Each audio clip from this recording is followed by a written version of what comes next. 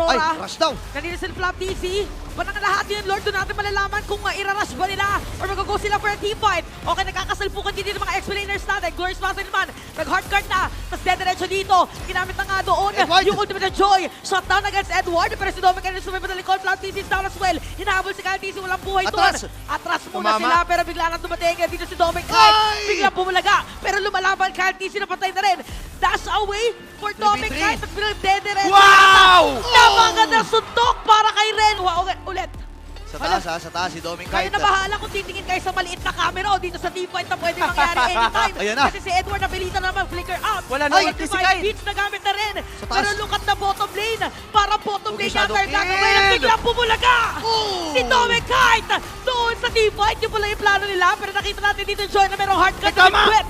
Ginagamit na nga Crown. rin ng Winter Crown. Si Edward na biglang nawala na. Alam, nabubulol na tayo lahat. Immortality, di umabot. Oh! At si Dominic Kite namatay na rin. Inalaban pa ata ni Super Mama. Papilit Super hanya Marco! si Uwe may ipit. Wala sa ultimate dito ngayon nakakuha ni Super Marco ng tatlo. Magiging Ay! apat pa ba? Pero nandun yung shutdown mula.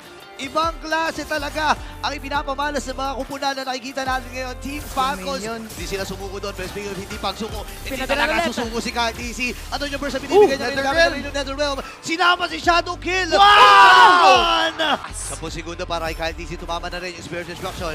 Kung sino yung nagamit, nandun si Ogen para harapan. Pero parang hindi ata kaya harapan. Okay, si Flap TC, naabol na ngayon. Pero Netherrealm na sagot. Super Wala Master sa Marcus, Marco! wala na may damager dito sa side ng Team Falcons. At nakikita na nga natin na tinutore na. Humabol sa level kasi kahit maubos na tong wave na to, hindi pa rin siya magpo-4 eh. Oo nga pala kasi na-zone nga na-zone kanina. Ayun na. So, sa may Ay, mga neighbors ganda! blood. This is gonna be a very crucial death. Naku, ang dami mga spells na nagagamit. Ito naman, from Hitman to Healman to Hookman, lahat na lang na pwede natin isipin na may man, pwede nang Ay! gawin dito, pero papasok na! Nabaligiran na Diba sila sila? ngayon. Akala ko Cobra Hero Barats nga pala.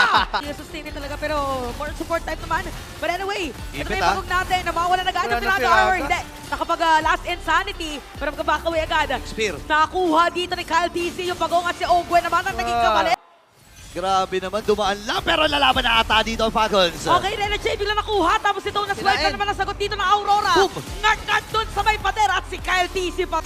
So Team Falcons kaya nag-group up. Hala, rush ba? Okay, nakapwesto na sila dito sa may Lord. Pero pa Yes, naka-front na sila. Lord. Ginamit na rin Summon Force. Hook. Merong hook. Sumak to ba? Laban kay Ogwen. At si Rene J napatay na rin. Spear of Alpha tumatay. Ay, Spear of Alpha. Distraction. Spear of Alpha. Distraction. Di pala itutuloy si Dominic kahit nadulan sa may bottom lane. And the ball. What is happening?